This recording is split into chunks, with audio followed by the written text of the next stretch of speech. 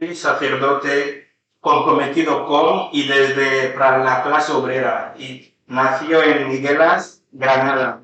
Fue conciliario de la JOB desde 2016 a 2020 sí, compaginándolo con su parroquia, en la que a día de hoy continúa en la actualidad, que se encuentra en la zona norte de Granada. Un barrio muy caracterizado por ser periférico e ignorado por las administraciones. En este contexto, Mario lleva su militancia cristiana en su implicación por las personas del barrio. Una zona que lleva años protestando por los continuos cortes de luz, de lo que personalmente él no es ajeno.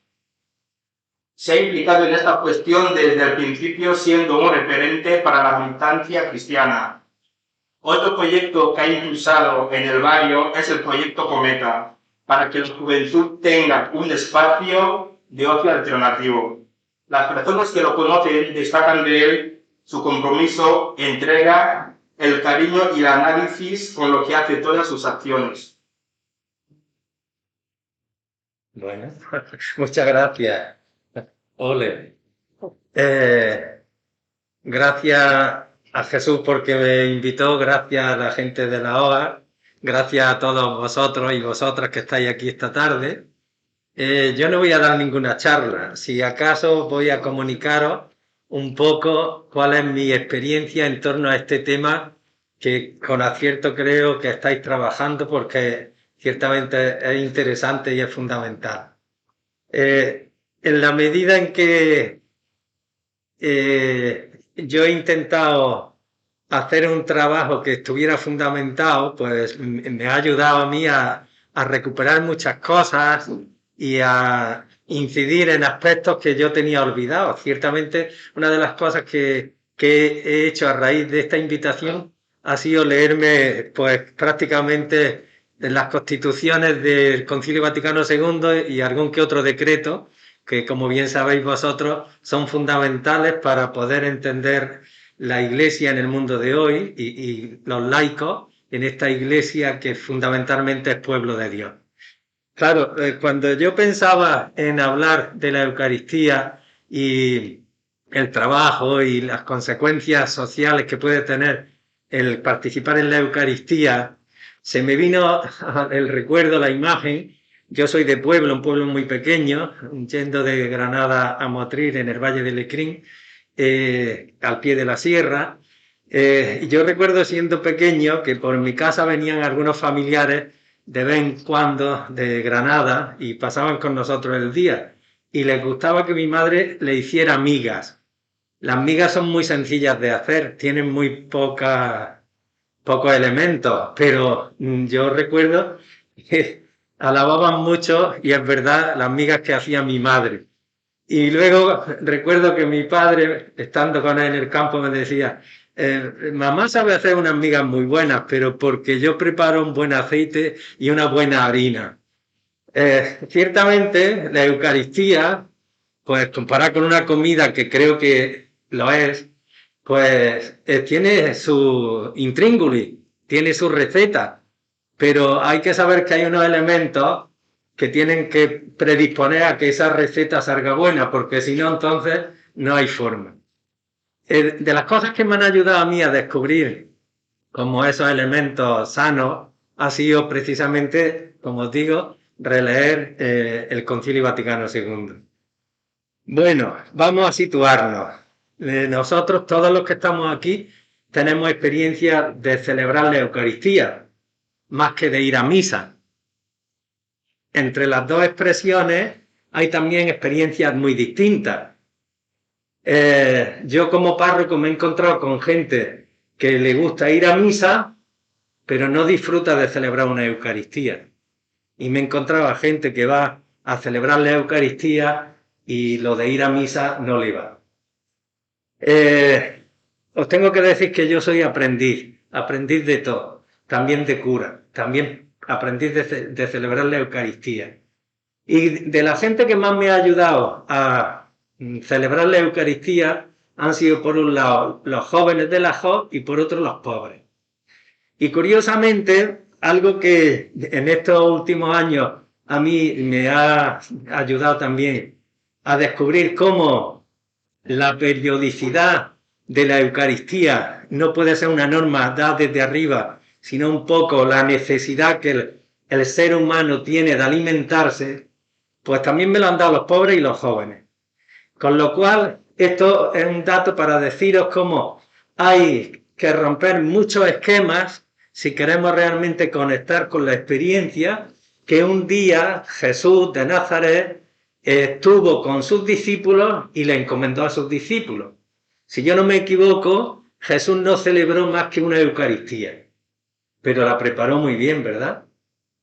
Durante muchos siglos, la Eucaristía, porque era el momento de encuentro de la comunidad cristiana, ciertamente era un espacio donde se constituía la comunidad como tal y efectivamente, fundamentalmente era algo vivencial, no ritual.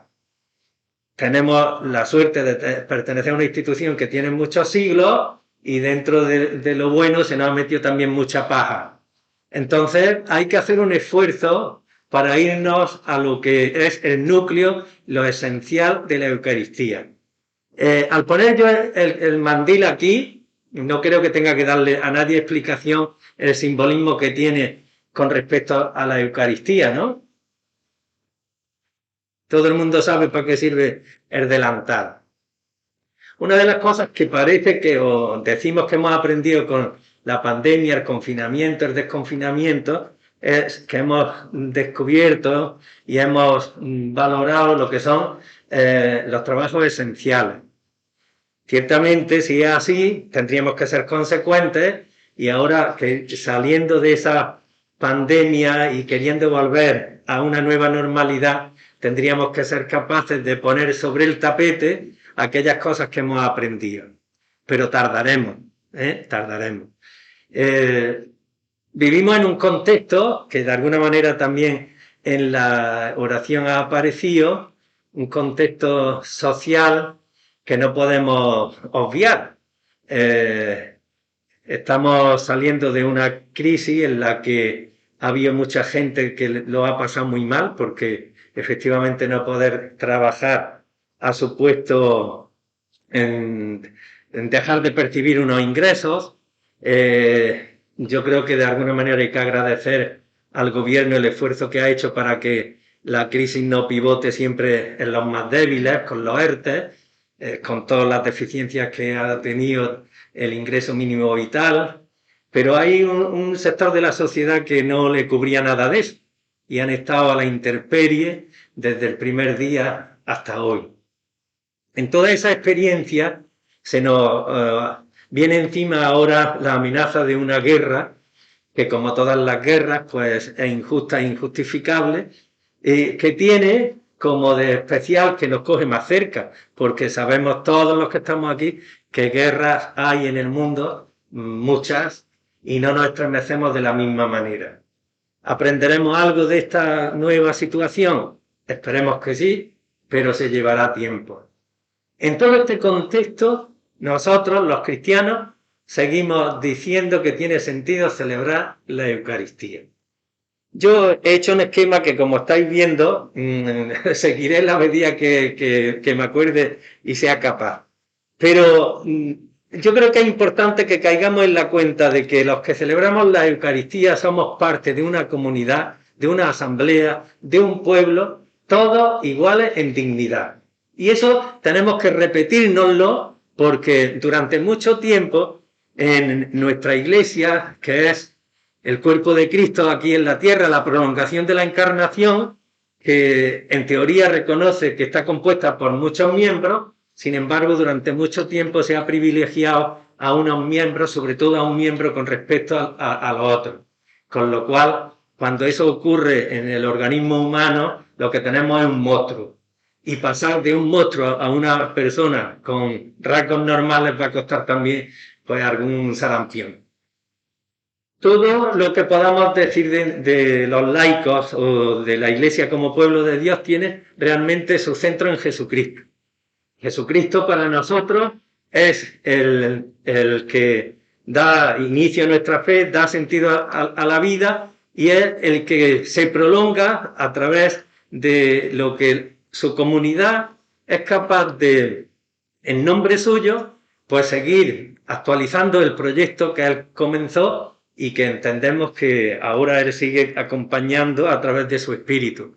Por tanto, la comunidad cristiana, el pueblo de Dios, el cuerpo de Cristo, es un pueblo que se organiza por la fe en Jesús, pues como un pueblo que entiende que efectivamente nuestra historia no es simplemente la sucesión de momentos, sino que es el espacio o la oportunidad que tenemos para encontrarnos con ese Dios que también ha creado, haciendo que esta creación sea sacramento suyo, y por tanto nosotros en esa relación, en ese saber situarnos junto a los demás seres de la tierra, estamos llamados a ser signos de ese amor, de esa misericordia, de ese plan salvador de Dios para todas las criaturas. Si tenemos esto en cuenta, el Concilio Vaticano II, por un lado, nos hace que caigamos un poco en la necesidad que tenemos de recuperar nuestra relación con el mundo como algo positivo. El mundo no puede ser nunca visto como un enemigo, el mundo no puede ser visto nunca como un espacio al que dominar, sino como ese lugar en el que se puede y se debe realizar nuestra vocación, esa vocación de ser hijos e hijas de Dios, y que cuando eso se descubre, se concreta en el trabajo por la fraternidad. Por tanto, desde el principio descubrimos que el proyecto de Dios es un proyecto que engloba todo lo creado y que abarca todos los tiempos. Pues todo eso confluye en la Eucaristía, claro que sí. Tener en cuenta que cuando hablamos de la comunidad cristiana como ese espacio que construye la Iglesia, los distintos carismas o ministerios están en función del crecimiento de esa comunidad. Y por tanto, no hay ministerios con más rango que otros. Y todos somos necesarios. Hasta el punto que si hay miembros más débiles, pues hay que dedicarles más atención y más decoro, precisamente porque son más débiles. Teniendo en cuenta que el mundo en el que estamos es un mundo al que Dios ama, pues tenemos que ser capaces de estar con esa actitud positiva, abierta a descubrir pues lo que de Dios hay en el mundo, lo que de reino hay en el mundo, ¿no? Porque nos vamos a encontrar que efectivamente el proyecto que Jesús pone en nuestras manos, ese proyecto del reino, tiene también otros obreros que trabajan por él, aunque no sean conscientes, pero como decía Jesús, el que no está contra nosotros está a favor nuestro. Y esa relación nos va a permitir poder descubrir que efectivamente el que sostiene pues en el mundo todo el deseo de justicia, de paz, de bienestar para todos, en el fondo es el mismo en uno y en otro. Y eso nos ayudará también a situarnos en el contexto social donde estemos.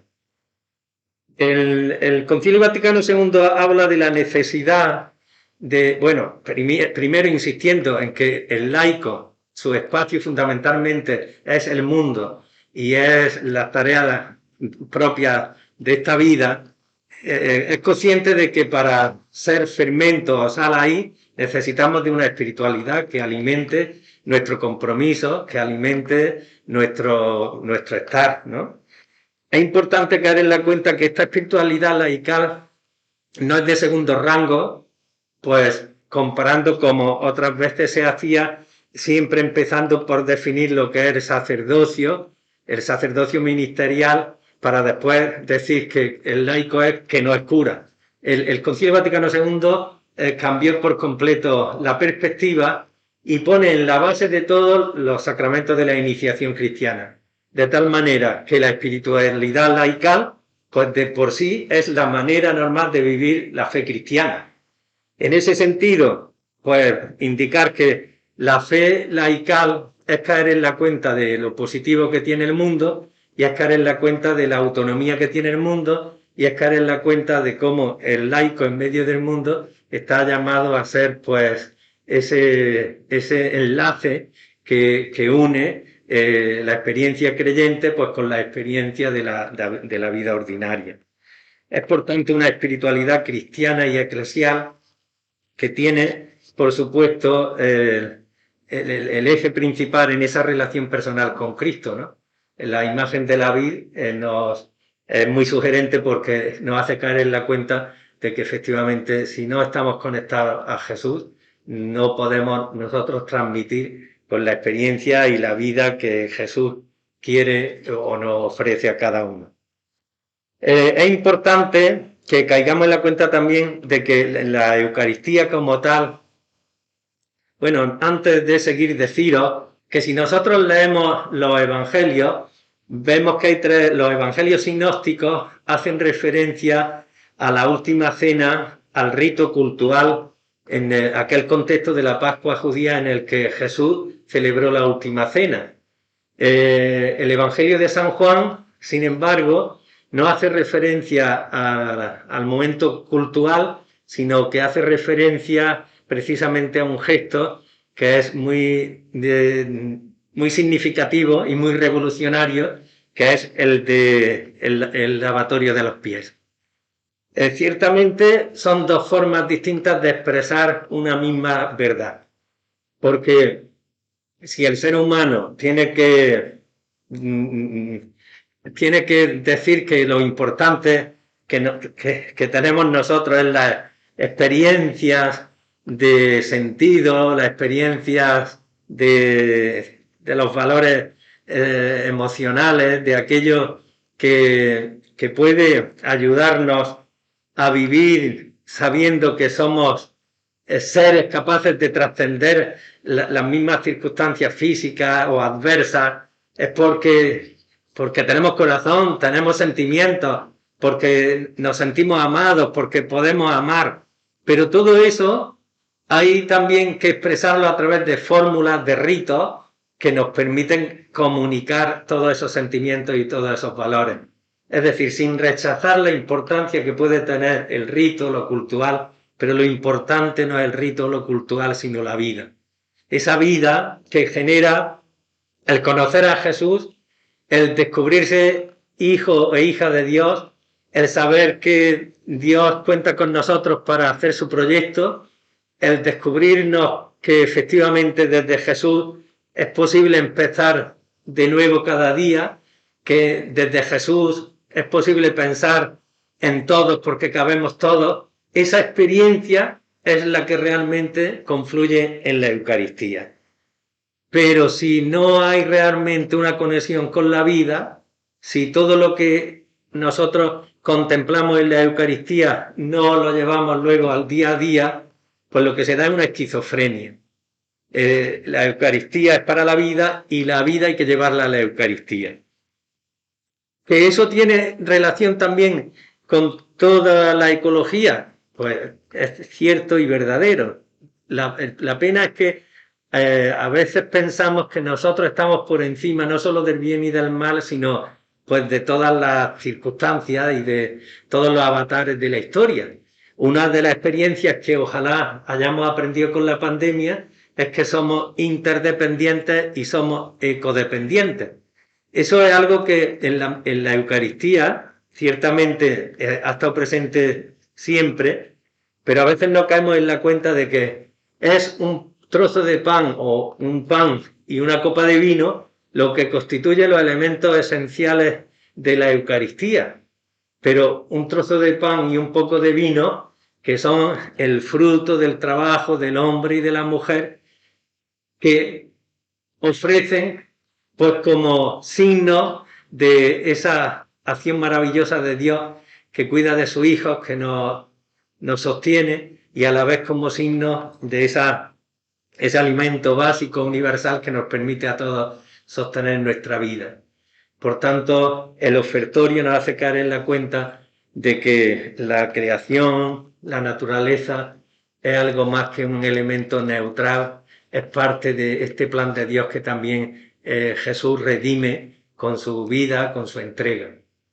Es importante también caer en la cuenta la relación que tiene la Eucaristía con un proyecto global, universal, donde precisamente porque Jesús tiene muy claro que Dios quiere salvarnos porque es un Dios que nos ama, la inclusión de todos es empezar por lo último.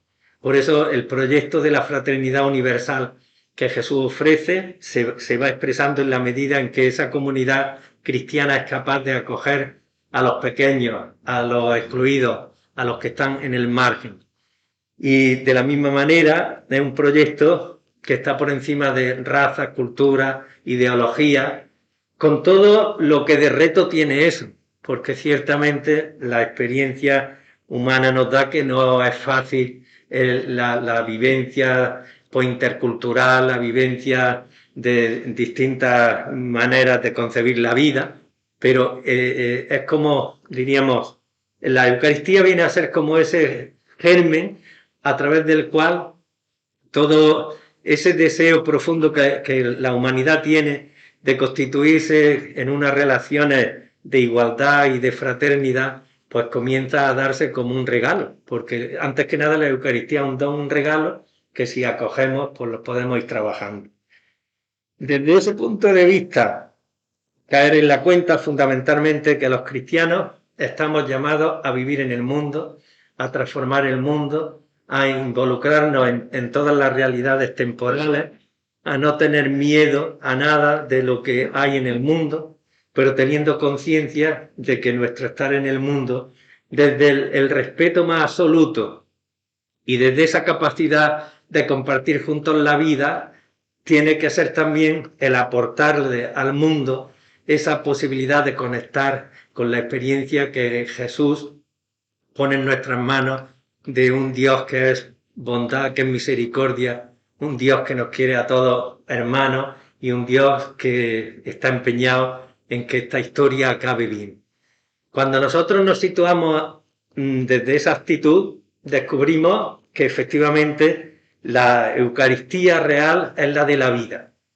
El que nosotros podamos tener espacio donde poder recordar a Jesús, su palabra y sus gestos, es para que luego, en el compromiso de cada día, nosotros podamos transmitir lo que hemos visto y hemos oído, porque fundamentalmente ese es el testimonio que estamos llamados a dar. Perdón.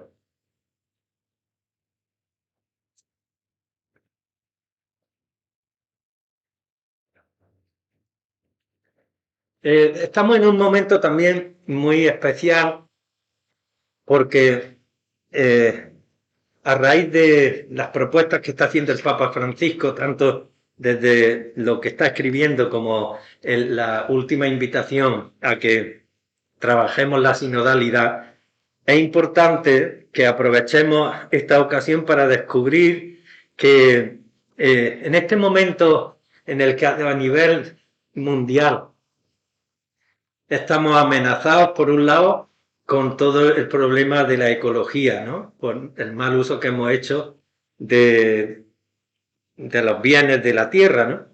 Por otro lado, el peligro de la guerra. Por otro lado, el mundo está cambiando de una manera pues rápida y a veces se nos escapa de las manos pues hacia dónde puede apuntar toda esta realidad.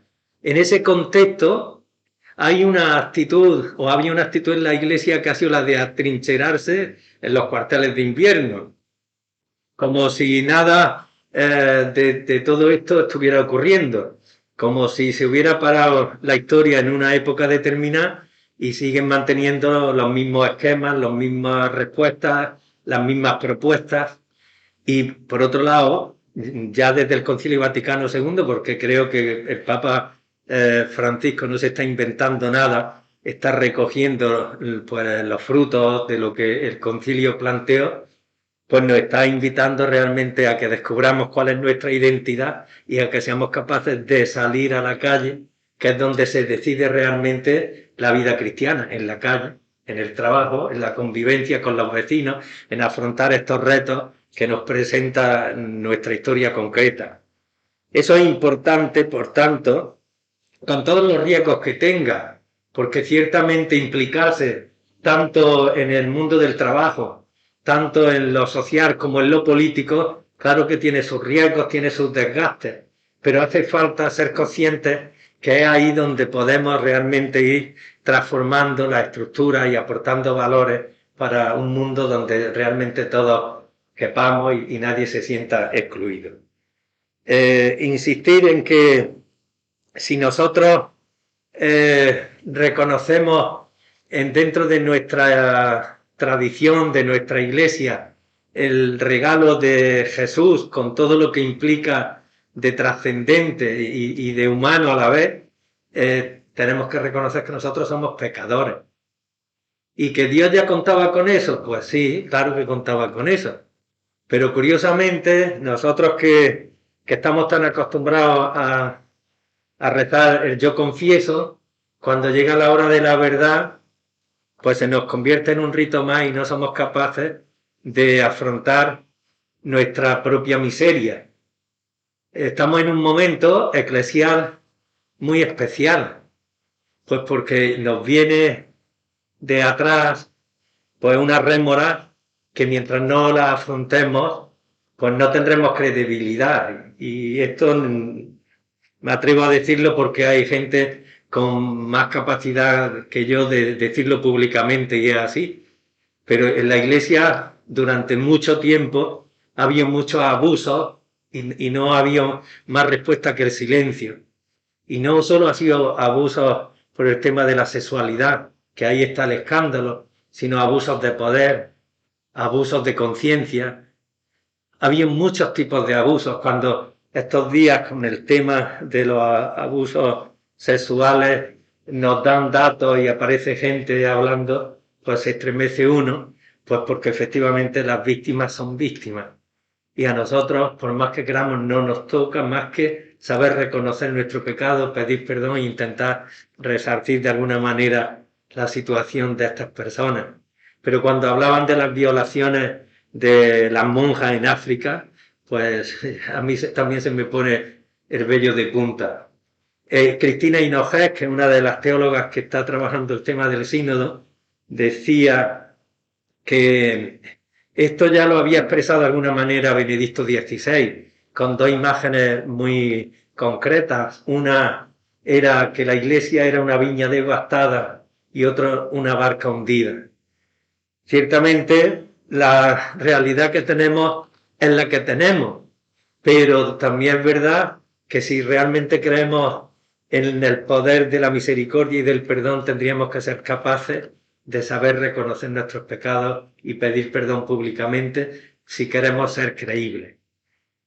En otro sentido, o dando un paso más adelante, dentro de nuestra comunidad cristiana que se va tejiendo en torno a la Eucaristía, tenemos una dimensión profética que a veces pensamos que es cuestión de gente muy concreta que está llamada a hacer la denuncia.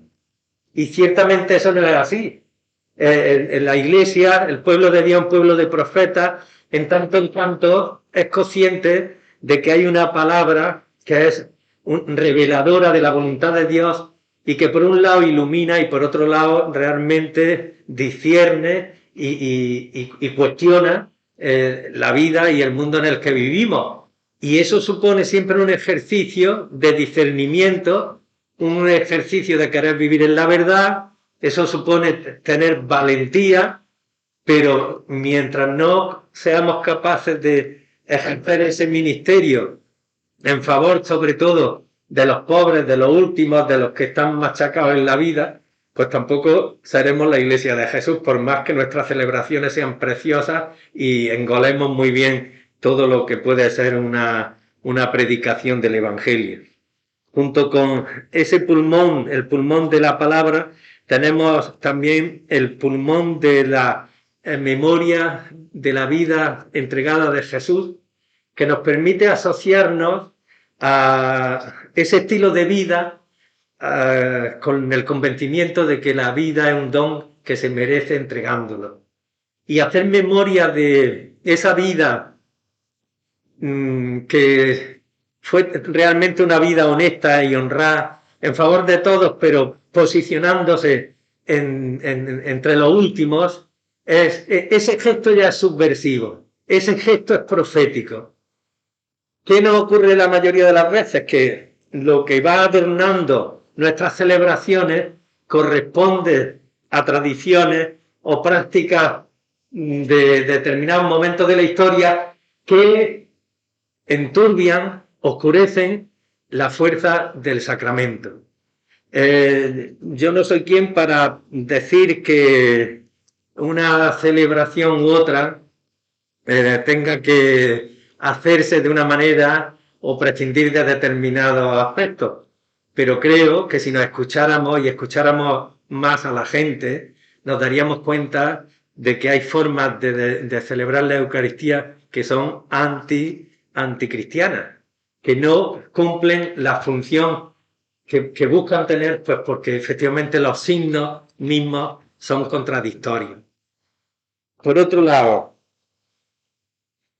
ciertamente, cuando nosotros celebramos la Eucaristía, fundamentalmente descubrimos que en Jesús hay una fuerza que nos supera, hay un estilo de vida que está por encima incluso de lo que nosotros podríamos pensar o de nuestras propias fuerzas, pero es un estilo de vida que se nos da precisamente porque por la fe y nuestra adhesión a Jesús y a la comunidad cristiana experimentamos que realmente viene de Dios. ¿Y qué datos tenemos nosotros para discernir que algo viene de Dios? Fundamentalmente, yo no sé si lo mismo estoy equivocado, pero si Dios nos ha creado a su imagen y semejanza, a todos los seres humanos, nos ha hecho con la capacidad de poder amar algo de lo que Él ama. Cuando nosotros experimentamos el amor en nuestra vida, estamos de alguna manera dejando que Dios entre en ella, que la ocupe. Entrar, por tanto, en la experiencia de Jesús y en la experiencia de la comunidad cristiana es descubrir que hay una manera de vivir que nos dignifica y nos diviniza, que es esa manera de vivir teniendo en cuenta a los demás, pensando en la vida de los demás y no centrándola en mis pequeños intereses. Ese proyecto que se vive en cada Eucaristía se concreta luego en cada participación en la vida social, en la vida laboral, en la vida diaria, pues como un germen de esa humanidad nueva que Jesús viene a traer y que Él inauguró con su resurrección. Entrar, por tanto, en la dinámica de la Eucaristía es hacer de nuestra vida una auténtica Eucaristía, donde las personas que se encuentren con nosotros descubran que fundamentalmente somos un don de Dios y somos en la medida en que nos damos a los demás y somos en tanto en cuanto pensamos en los otros y no solo en nuestros pequeños intereses. En definitiva, vamos a resumir el tema diciendo si somos creyentes, si somos gente que celebra su fe en torno a Jesús, si nos creemos la fuerza y la novedad del proyecto del reino, ¿en qué signos concretos se tiene que traducir eso? Y a mí se me ocurre, al ejemplo de las primeras comunidades cristianas, que caigamos en la cuenta que las comunidades que viven centrando su vida en Jesús y haciendo de su vida una Eucaristía, tendremos que aprender a compartir la vida con todo lo que eso significa, compartir los dones con todo lo que eso significa y compartir los bienes. Hablando estos días con algunos amigos, yo vivo en una parroquia que efectivamente tiene muchas deficiencias en todos los sentidos, pero de vez en cuando Dios te da la gracia de poder compartir con gente sencilla, pues como destellos o bocanadas de aire evangélico. Y esto es un matrimonio que después de estar mucho tiempo fuera del barrio, han vuelto de nuevo por allí por opción Y comentando un poco la situación del barrio que ha ido a peor, y sobre todo estos últimos años, desde el año 2008 con el tema de la crisis inmobiliaria, pues vamos a peor. Sin embargo, esta gente, este matrimonio me decía que el hecho de estar allí con conciencia, de querer compartir la vida con los últimos, eso a ellos les permitía descubrir muchas cosas positivas. Primero porque el estar allí humanamente no tiene argumentos. Entonces, si tú estás allí es porque quieres querer a la gente gratuitamente. ¿No es un poco lo que Dios hace con cada uno de nosotros? ¿Qué méritos tengo yo para que Dios me quiera? Ninguno. Pero Dios me quiere gratuitamente. Y estar allí en esa actitud es también hacer un acto de fe en un barrio que humanamente nadie da un duro por él, pero los que estamos allí por opción creemos que el barrio es posible transformarlo y que la gente pueda dar de sí lo mejor de ellos. Y luego una cosa que me decía con respecto a una señal visible era que teníamos que ser capaces, puesto que todos los seres humanos están capacitados para sentir a Dios, hay que ser capaces de acercarnos en esa vida diaria que estamos allí compartiendo y atinar a apuntar a esos momentos de su vida que los puede conectar con el Evangelio y empezar a hacer caminos juntos. Y me decía esta mujer, Marisa, vamos a empezar compartiendo la vida de cada uno en torno al Evangelio. Y a mí estaba preparando y me dio mucha luz porque pienso que así fue como los primeros cristianos propagaron lo que ellos habían experimentado de Jesús. Perdón.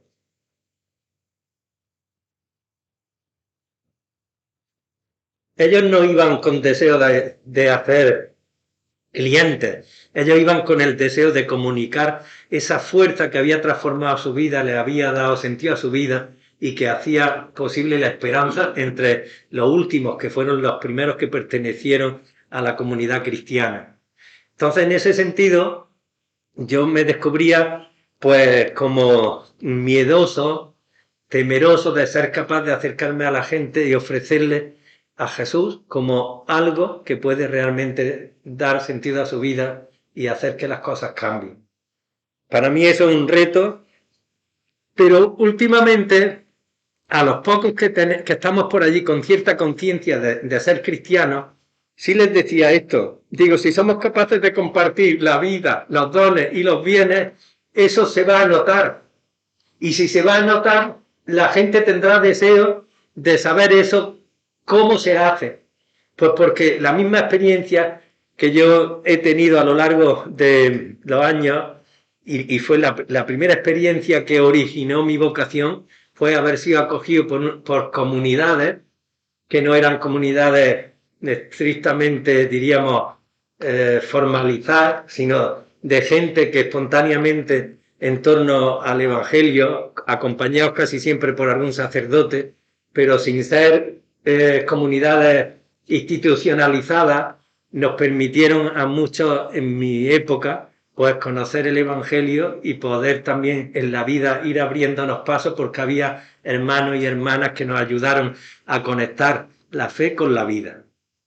Olegario Comiendo me decía que cuando él llega a España y conoce a la gente de la JO, se encuentra una manera de ser cristiano que él no comprendía y ahora comprende perfectamente. ¿Por qué? Porque él ha tenido la misma experiencia que yo tuve cuando pequeño. Vivía en un pueblo y en una iglesia de culto, un pueblo muy religioso por las tradiciones, pero yo, y con gente muy buena, porque en buena hora lo diga, la gente de mi pueblo realmente es gente noble, pero yo allí no viví el Evangelio. El Evangelio lo descubrí en grupos de gente joven que acompañados por otros adultos, por algún cura, se planteaban realmente esto, unir la fe con la vida, con todas las consecuencias que eso tiene. Y hay otro aspecto que es muy importante, que también hemos de saber trabajar y cuidar, que son claves de las primeras comunidades cristianas. Y es que una comunidad que se constituye en torno a Jesucristo, que acoge su palabra y que hace memoria de su entrega, tiene que ser una comunidad que sabe servir a los pobres, que se compromete en el trabajo por la justicia y que es capaz de anunciar el Evangelio pues con libertad, con parresía, no para hacer proselitismo, sino porque si realmente Jesús a nosotros nos ha hecho bien, tenemos que decir, Jesús es la respuesta que el ser humano necesita para también encontrarle sentido a su vida.